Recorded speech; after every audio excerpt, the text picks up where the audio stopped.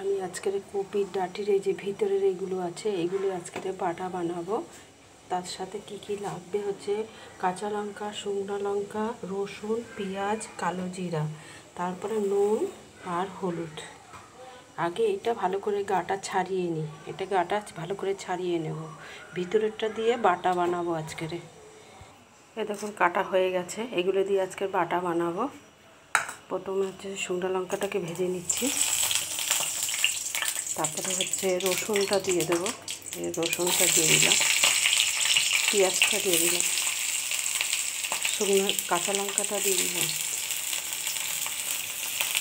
কালো জিরাটা দিয়ে দিলাম, নুন দিয়ে দিলাম, হলুদটা দিয়ে দিলাম, এবারে এইগুলো দিয়ে দিলাম। এবার ভালো করে নাড়ব। দেখুন ভাজাটা হচ্ছে,